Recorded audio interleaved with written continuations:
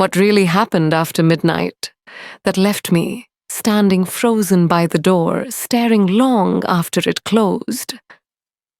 And what words were said that still resonate with me even now? This is a story I never thought I'd share. But it's been locked in my chest for too long. And tonight, I want to let it breathe. Before we begin, tell me, where are you watching from? Leave your city or country in the comments below. I'd love to know where the story is heard, whose hearts it might touch tonight. Now, let me tell you, my name is Claire. I'm 60 years old. Most nights are normal quiet in our house. My husband, Michael, often falls asleep on the couch, with the TV humming softly, while I wander between the kitchen and the laundry room, letting the silence envelop me like the familiar old blanket. But that night, it was different. It was well past midnight when I heard a knock on the door. Not loud, not rushed. Just a soft, steady knock. A knock. As if the person on the other side didn't want the world to wake up just me. I curled up on the sofa, a cup of chamomile tea in hand, wrapped in an old blue shawl. Michael had gone to bed early, complaining of another headache. He hadn't been feeling well lately. When I opened the door, I didn't expect to see Daniel standing there. Daniel, Michael's longtime friend. Tall still, in good shape for his age. A man with kind eyes and a deep voice that always made him seem calmer than a noisy visitor. He and my husband had worked side by side for nearly 20 years. Never not once had he shown up at our door, unannounced. And certainly not at this hour.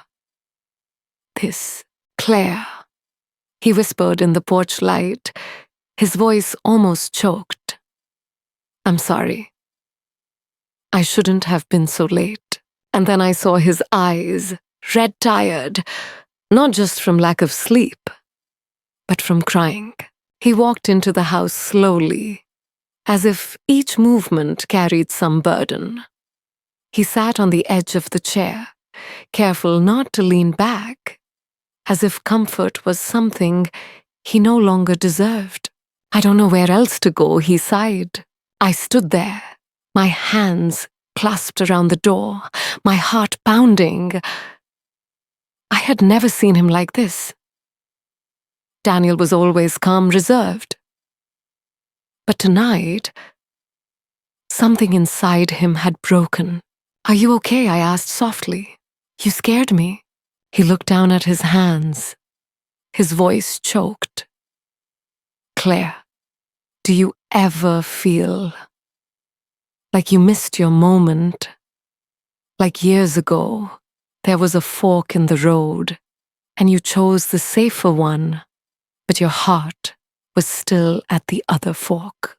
His words felt like a heavy stone pressing down on my chest. I think everyone feels that way, I said cautiously. Life isn't always kind to dreamers. He gave me a small broken smile. Then his voice shaking, he confessed, I lost someone. Not my life, but I lost her nonetheless. She died because I was silent. Years ago, she told me she loved me. But I told her it wasn't the right time.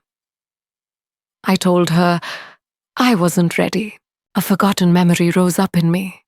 A name, a face, a feeling, and now I asked, almost breathless, she's married, he said. Children, a life of her own. Her world went on, as it should have. But mine never did. Because I never stopped loving her. The silence between us deepened. My chest tightened. I'm sorry, Daniel, I whispered. And then he looked at me. Really looked. And for a moment, I didn't see the tired man sitting in the living room. Anymore, I saw him as the boy I'd been. The one who'd come to the Sunday barbecue. The one who'd helped Michael mend the fence that spring. The one who'd made me laugh so hard at the Christmas party 3 years ago that I'd forgotten my own loneliness for a moment. His eyes met mine, unwavering. "I came here because I couldn't take it anymore," he said, his voice shaking. "And because there's something I need to tell you." I felt my breath catch.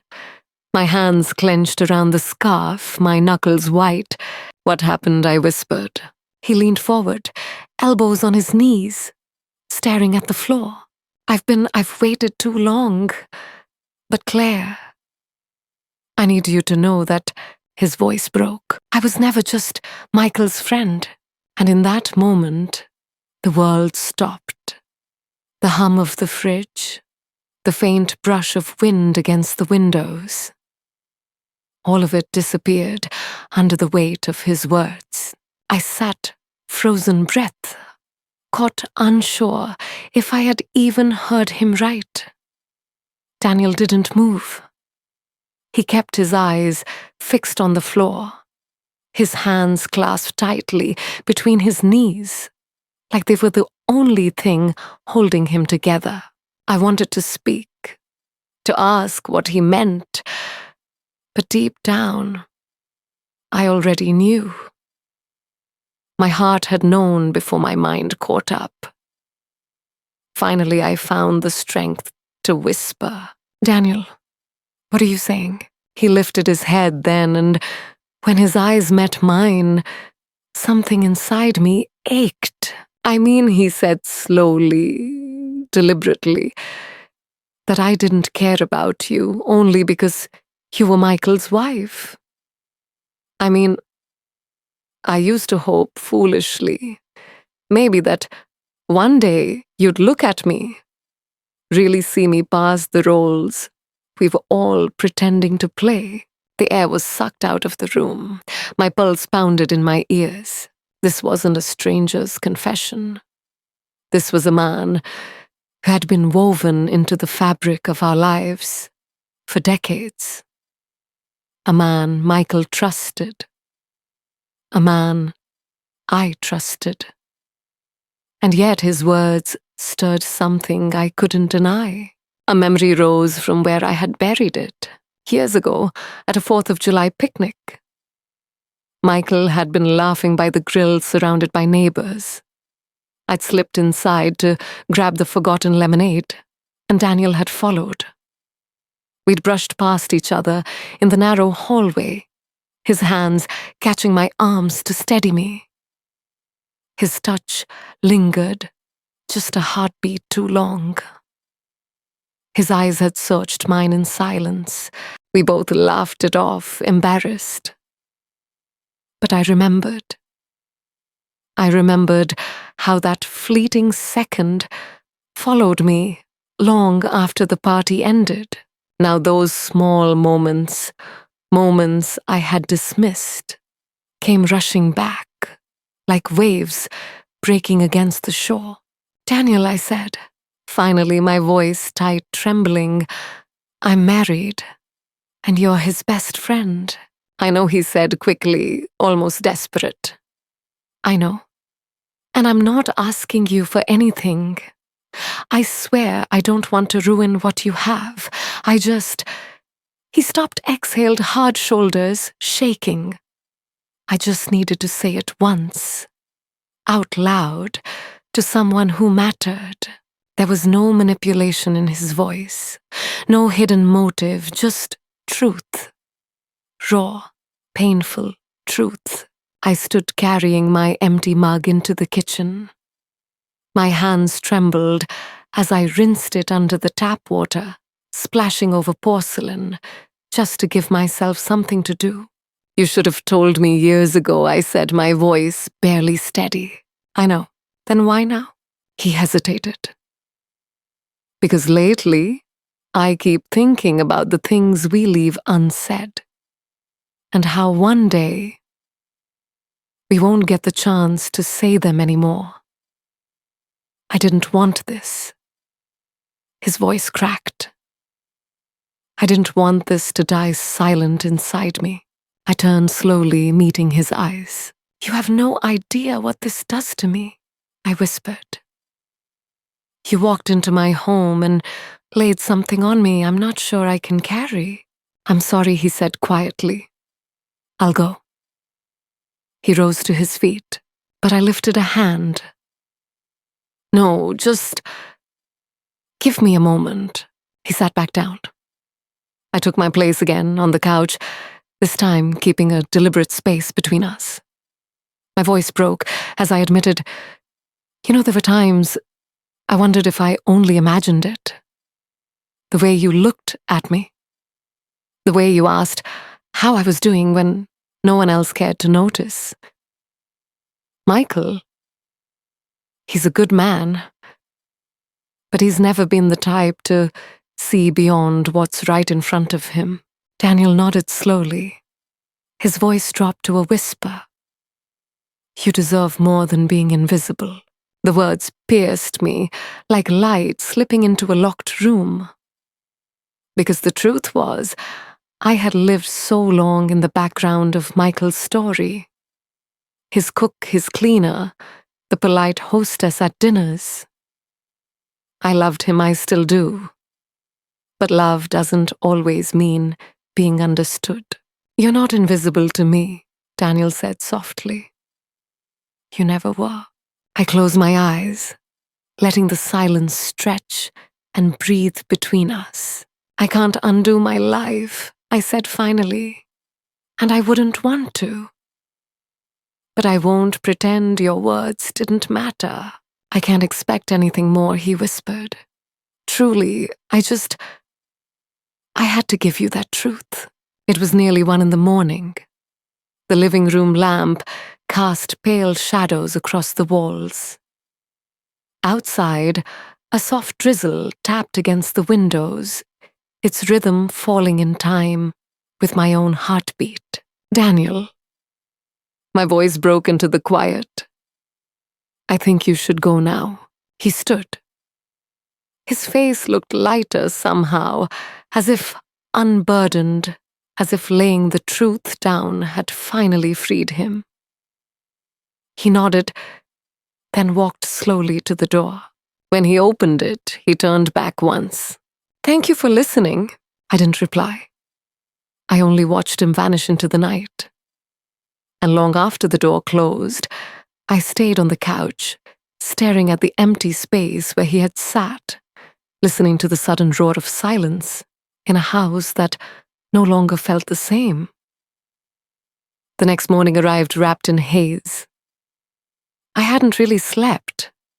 My body lay still, but my mind kept tossing restless, replaying his voice like an echo caught in the walls. "You're not invisible to me." I didn't know if those words comforted me or unsettled me. Michael was already in the kitchen when I came down. The smell of coffee filled the air, the sound of his newspaper rustling like it did every morning. He looked up briefly, gave me a small smile. "Sleep okay?" he asked. "Not really." I admitted, sliding into the chair across from him. He didn't press. He never did.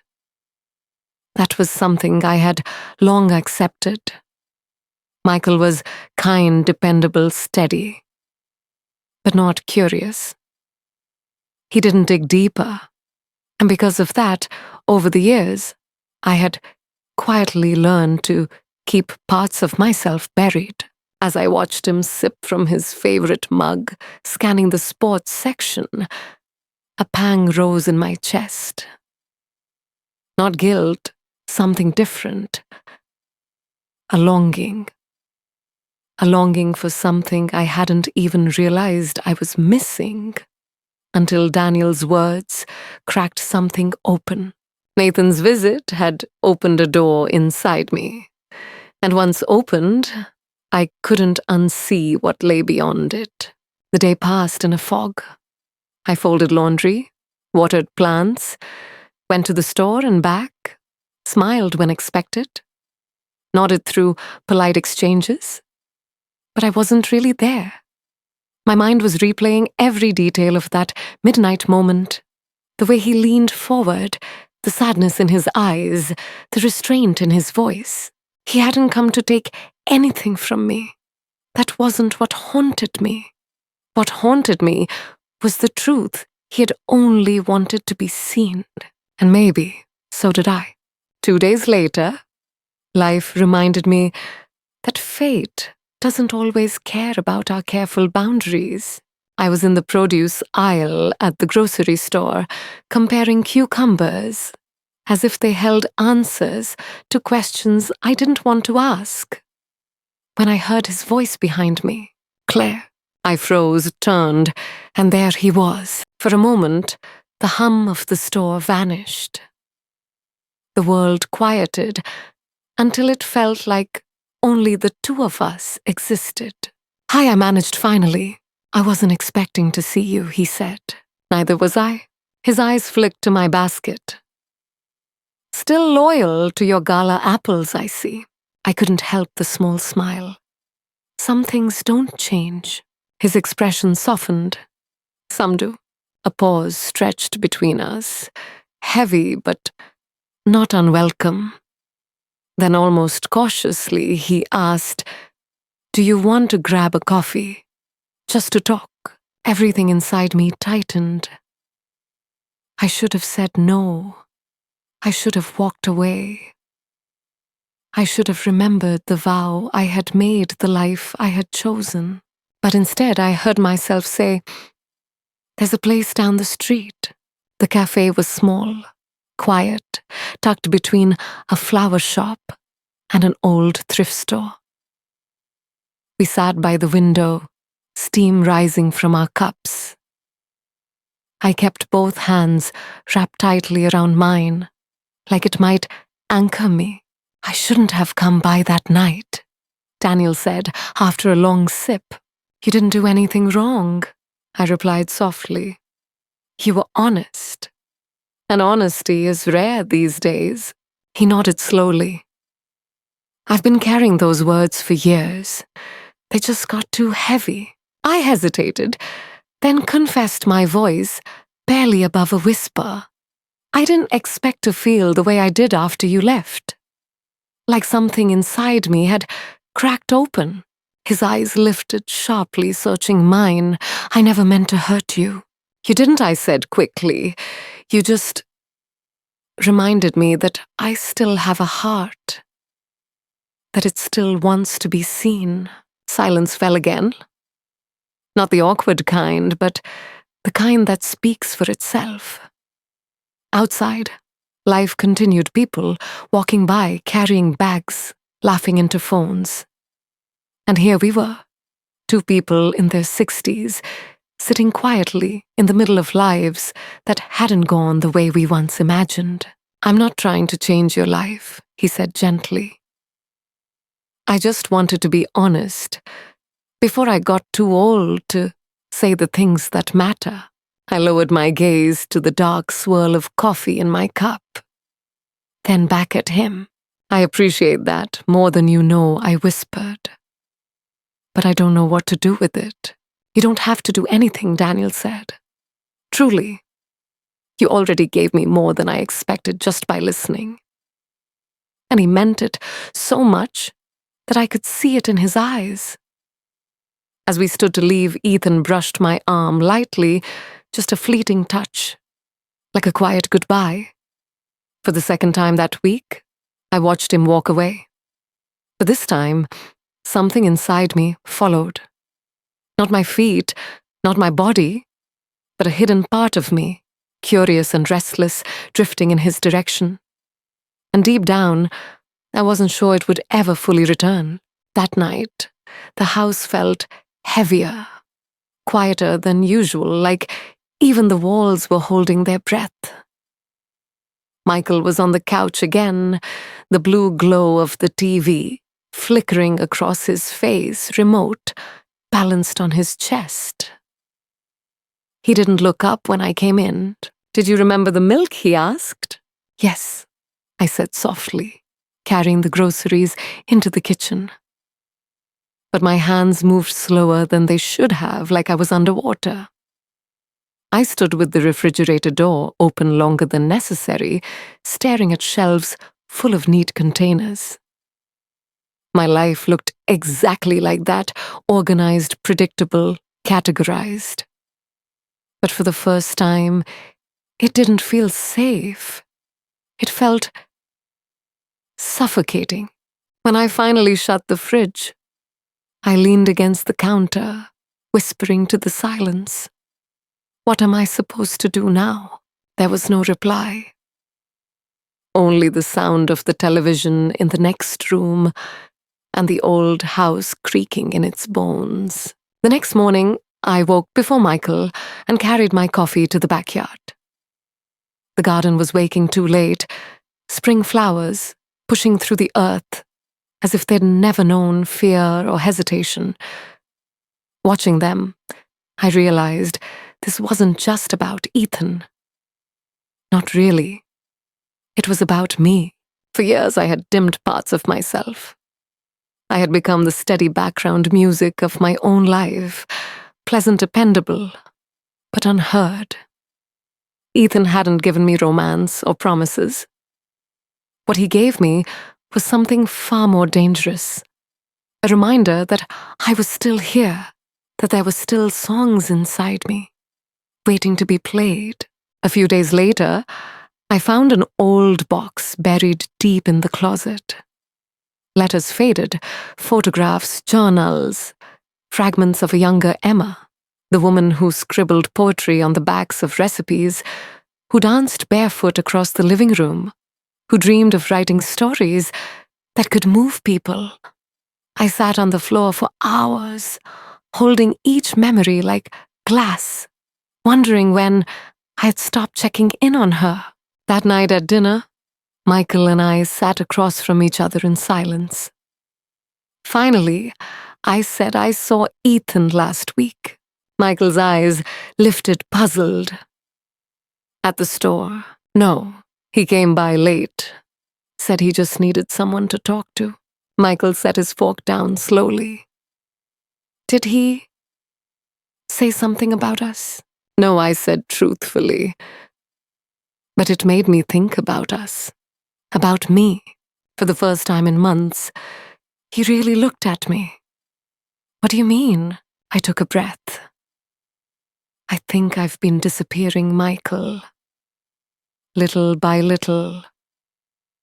And I don't think either of us noticed. He looked down, swallowed hard. I guess I always thought, if you weren't saying anything, you were fine. I know I whispered.